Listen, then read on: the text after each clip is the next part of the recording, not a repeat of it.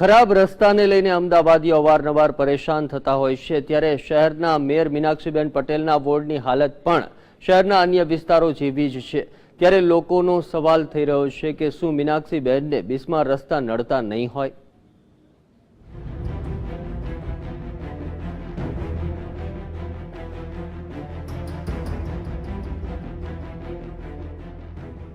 અમદાવાદનો જોધપુર વિસ્તાર શહેરનો પોશ વિસ્તાર ગણાય।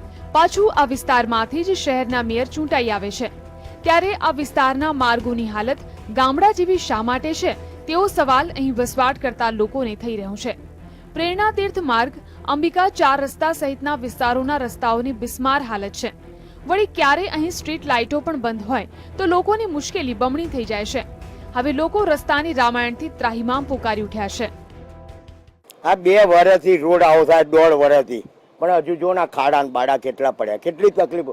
મહિનામાં 10 વાર તો સ્કૂટરોનો પંચર પડે, એક પંચરના 70 રૂપિયા આલવા પડે। બોલો, 1.5 વર્ષથી એવું છે અમારે કે 1.5 વર્ષથી ખાડા ખોદીને મૂકી દીધા છે। મેયર અમારા પોતાના છે।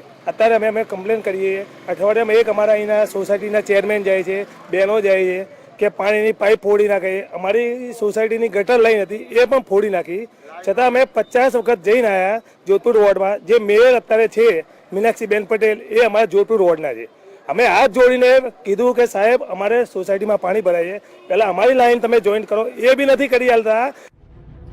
જોધપુરમાં રોડની કામગીરી પાછળ થઈ રહેલા વિલંબમાં તંત્રની ઢીલી નીતિની સાથે ભ્રષ્ટાચાર પણ જવાબદાર છે।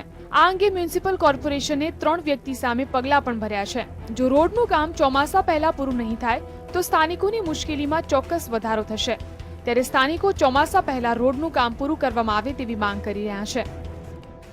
1 મહિનાથી ખાડો એમને એમ પડે છે, કોઈ અહીં નીકળે છે ટ્રેક્ટર વાળા બધા, તો અમે બૂમો પાડી વળી કોઈ આઈને ઊભું નહીં રહેતું, જોતા જ નથી ને અહીંયા કેટલા અંધારામાં રાતે લોકો પડી જાય છે।